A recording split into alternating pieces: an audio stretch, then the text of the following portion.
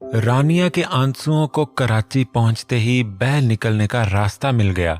वो घर पहुंचते ही रूम में बंद हो गई थी और अब शाम से रात होने को आई थी, मगर उसने खुद को अंधेरों में गुम कर लिया था। किसी ने भी ये सोचकर उसे डिस्टर्ब करने की कोशिश नहीं की कि शादी की थकान है जिसे वो एक साथ ही उतारना चाहती है। इसीलिए मीर सजावल ने भी उसे एयरपोर्ट चलने के लिए फोर्स नहीं किया। मीर सजावल के शदीद रद्द अमल ने उसके मन में खिलते मोहब्बत के फूल को वक्त से पहले ही मुरझा दिया था। मखदूम शाह को भुलाने पर उसका दिल सौ तावीलें पेश कर रहा था, मगर उसे भूलने के लिए हरगिज राजी नहीं था। दोनों खानदानों की दुश्मनी अचानक दोस्ती में तब्दील हुई तो उसे लगा कि इसकी मखदूम शाह के हक में की गई दुआओं को शर्फ़े कबूलियत हासिल हो गया है। मगर आज ये गुमान खोखला साबित हो रहा था। वो तकिए में मुंह छुपाए पहरों रोती रही। दिल संभलने को तैयार ही नहीं था। मखदूम शाह से उसकी तवील मुलाकातें या बातें नहीं हुई थीं, मगर चंद रस्मी मुलाकातों में ही वो अपने महज़ब शाइस्ता रवैये और मुस्बत सोच की वजह से रानिया के दिल की गहराइयों में उतर चुका था। वो उसका हम मजाज ही नहीं, उसकी पहली पसंद भी था। उसको भुला कर जीना इतना आसान भी नहीं। उसने दुख से सोचा। वो बेहद टूट फूट का शिकार हो रही थी जब फोन की बेल पर उसने तकिया सर से हटाकर फोन की तरफ देखा। उसने मखदूम शाह का नंबर देखकर आंसू साफ करते हुए कॉल अटेंड की। अस्सलाम वालेकुम। उसने अपनी आवाज को हत्तल इम्कान नॉर्मल जाहिर करने की कोशिश की और धीरे से सलाम किया।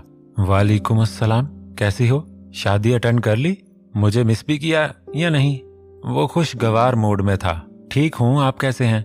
ठीक हूँ। क्या बात है, मूड ऑफ है या थकी हुई हो? ऐसी तो कोई बात नहीं, बस सो रही थी। ओह, फिर तो मैंने तुम्हें डिस्टर्ब कर दिया। वो जिज़-बिज़ हो गया। ऐसी भी कोई बात नहीं है, मैं आपकी कॉल से कबल ही जाग गई थी। तुम कहती हो तो मान लेता हूँ। एनीवेज, मैंने कहा था ना, मैं सब कुछ सॉर्ट आउट करके रहूंगा। मेरे इरादों को अल्लाह साईं ने कामयाबी से हमकिनार करवा ही दिया। मेरी लगन सच्ची थी, इसलिए हमारे रिश्ते के असबाब भी बन गए। अगर हम सच्चे दिल से कोई नेक काम करना चाहें तो शुरुआत में कितनी ही मुश्किलात पेश क्यों ना आए, इख्तिताम हमेशा खुशकुन होता है। मखदूम शाह बहुत खुश लग रहा था। आप कामयाब हो गए, दुश्मनी भी खत्म हो गई, पुरानी दोस्ती का सिलसिला भी दोबारा जुड़ गया। मगर हम जहां खड़े थे आज भी वहीं खड़े हैं। हमारे हालात आज भी वही हैं, वो नहीं बदले और ना बदलेंगे। रानिया उदासी से मुस्कुराई। क्या मतलब? मखदूम शाह ने बर्जस्ता कहा। मतलब कि सजावल भाई ने इस रिश्ते के लिए साफ इनकार कर दिया है। हत्ता कि ये भी कहा है अगर हमारा रिश्ता जोड़ा गया तो वो हमसे अपना रिश्ता खत्म कर लेंगे। रानिया ने तफसील से आगाह किया। मगर वो ऐसा क्यों कर रहा है? उसे मेरी फैमिली की तरफ से शादी की शिरकत पर भी कोई एतराज नहीं था, बल्कि उसने डिनर भी हमारे साथ किया था। मखदूम शाह हैरत ज़दा था। उन्हें लगता है कि ये आप लोगों की कोई चाल है। हमसे रिश्ता जोड़कर मुअज़्ज़म शाह हमसे अपनी शिकस्त का बदला लेना चाहता है। रानिया ने मजीद तफसील बताई। व्हाट रबिश, इस इंसान का दिमाग खराब है। अगर ऐसा ही करना होता तो बदला लेने के लिए और भी बहुत से तरीके हैं। बाबा साईं खुद चलकर हवेली नहीं जाते। मखदूम शाह तप कर बोला। वेल, तुम रिलैक्स हो जाओ, मैं पाकिस्तान पहुंचकर खुद मीर सजावल से बात करूंगा, उसे समझाऊंगा, मुझे यकीन है वो समझ जाएगा। प्लीज, खुदा के लिए आप उनसे बात नहीं करेंगे। वो सर फिरे खतरनाक इंसान है। गोली बंदूक के बिना तो बात ही नहीं करते। आप उनसे बात करेंगे तो वो ना जाने क्या हशर करेंगे। खुदा न खास्ता आपको नुकसान भी पहुंचा सकते हैं। आप ऐसी कोई कोशिश नहीं करेंगे। उसने मिन्नत की। वो जज्बाती इंसान है, दिमाग की बजाय दिल से काम लेता है। उसे समझाना मेरे लिए कोई मुश्किल काम नहीं। मैं उसे अपने तरीके से समझाऊंगा तो वो समझ जाएगा। जब मैंने यहाँ तक कोशिश की है तो आगे भी मुझे ही हिम्मत करनी होगी। इसमें घबराने वाली कोई बात नहीं। जिंदगी मौत अल्लाह के हाथ में है। उसने रानिया को तसल्ली दी। दिलबर साईं, तैयार हो जाओ, आज डिनर बाहर करेंगे। मीर सजावल ने उसके बालों में उंगलियां चलाईं। क्यों? जब हम 2 दिन से रूम में ही हैं, कहीं नहीं गए, तो आज भी बाहर जाकर क्या करेंगे? आप रोजाना की तरह खाना यहीं मंगवा लें। वो तप कर बोली और मीर की तरफ से मुकम्मल पुश्त कर गई। मीर ने फलक शिगाफ कहा लगाया। कहती तो सही हो, स्वीट का व्यू लाजवाब है। यहाँ डिनर करने का मजा ही कुछ और है। वैसे भी हनीमून कमरे में ही सेलिब्रेट करना चाहिए। बाहर घूमने फिरने को तो उम्र पड़ी है, तो मैं दोबारा ले आऊंगा, फिर जितना दिल करे घूम लेना। वो जरताज की खफगी से महफूज हो रहा था। जरताज की खामोशी उसके शदीद गुस्से को जाहिर कर रही थी। मीर बेसाख्ता हंसा। यार, गुस्सा क्यों करती हो? मजाक कर रहा हूं। शादी की थकन भी तो उतारनी थी। थकन उतर गई है। अब आपको घुमाएंगे, शॉपिंग भी करवाएंगे। शाबाश, उठो, जल्दी से रेडी हो जाओ। उसने जरताज के बाल मुट्ठी में भरकर खींचे। देखो, इतने शानदार बीच रिजॉर्ट में बुकिंग करवाने का मकसद ही यही था कि दिलबर साईं स्वीट में रहते हुए भी बोर ना हो जाएं। अब नखरे मत करो, उठ जाओ। आज यहाँ हमारी लास्ट नाइट है। कल मलेशिया के लिए फ्लाइट है। वहाँ हनीमून प्लस मीटिंग्स भी हैं। फिर बिजी हो जाऊंगा तो और गुस्सा करोगी। मीर ने उसका बाजू पकड़कर रुख अपनी जानिब किया। जरताज ने खफगी का भरपूर तासुर देते हुए उससे नजरें नहीं मिलाई। बस बहुत हो गया ना यार, अब जल्दी से रेडी हो जाओ, बाहर भी टाइम लगेगा। उसने जरताज को उठाकर बिठा दिया। जरताज बेड से उतरकर ढीले ढाले अंदाज में वॉशरूम की तरफ चल पड़ी।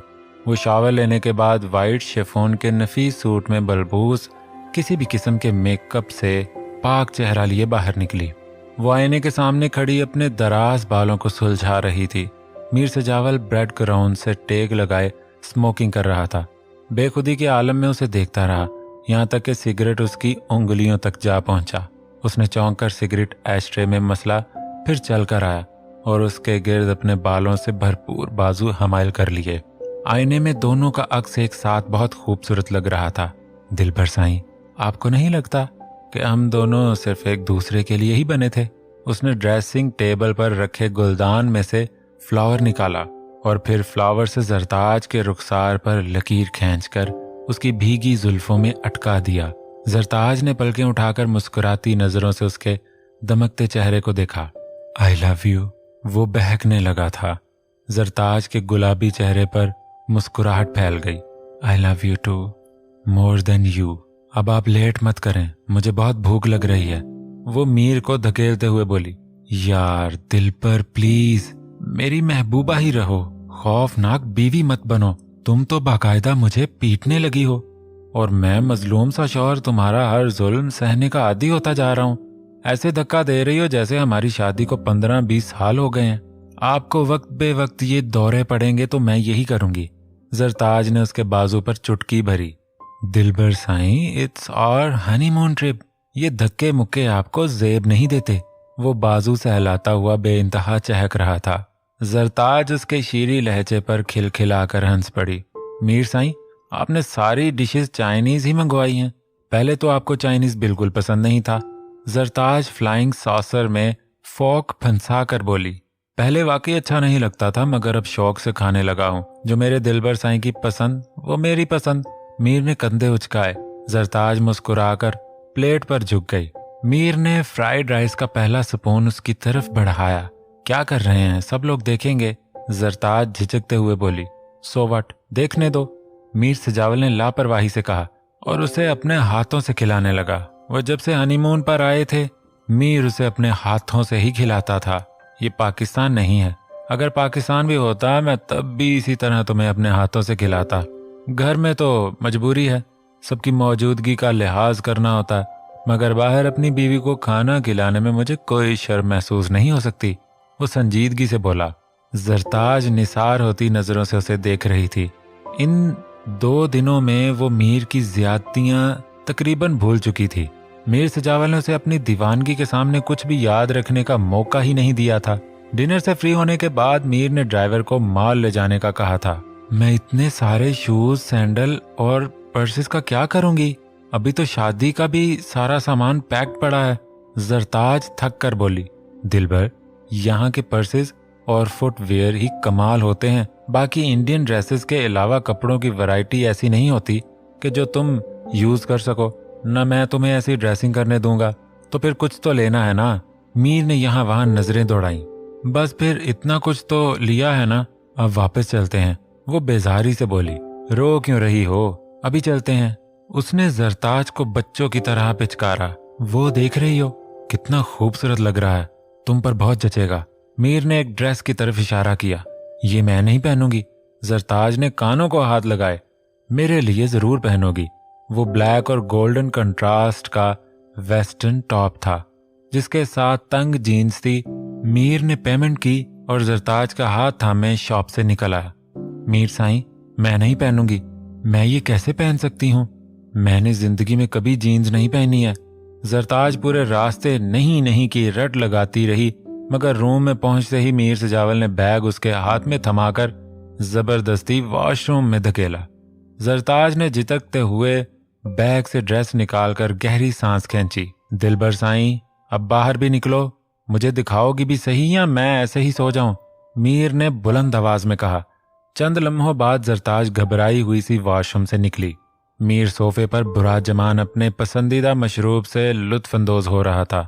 वाओ, लुकिंग सो प्रिटी, इधर आओ। मीर ने सर के इशारे से उसे पास बुलाया। नहीं, बस आपने देख लिया ना, अब मैं चेंज कर रही हूँ। वो दोबारा वॉशरूम की तरफ मुड़ी। हरगिज नहीं, मेरी इजाजत के बगैर तुम कैसे चेंज कर सकती हो? अभी तो मैंने तुम्हें जी भर के देखा भी नहीं है। खबरदार जो तुमने एक कदम भी आगे बढ़ाया।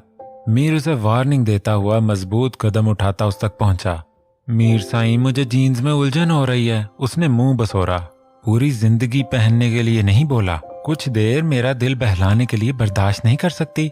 मीर ने पुरशौक निगाहों से उसे ऊपर से नीचे तक देखा। वेस्टर्न ड्रेस में जरताज की फिगर कयामत ढा रही थी। मीर सजावल वालेहाना उसकी तरफ बढ़ा।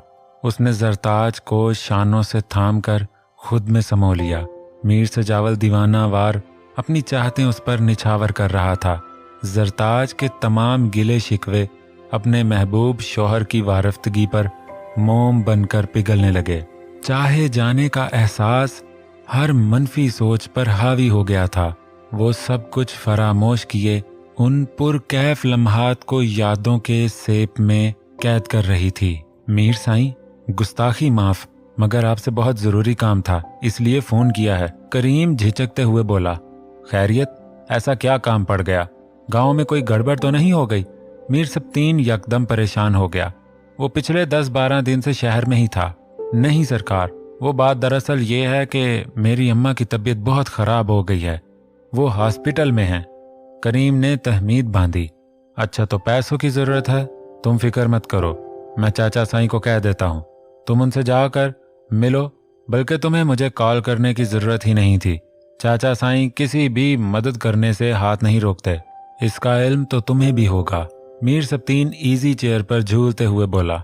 सरकार, बात ये नहीं है, कल से अब तक सारा खर्चा मीर साईं ने ही उठाया है।